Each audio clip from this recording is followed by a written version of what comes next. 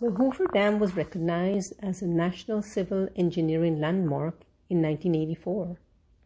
It was listed on the National Register of Historic Places in 1981 and was designated a National Historic Landmark in 1985, cited for its engineering innovations.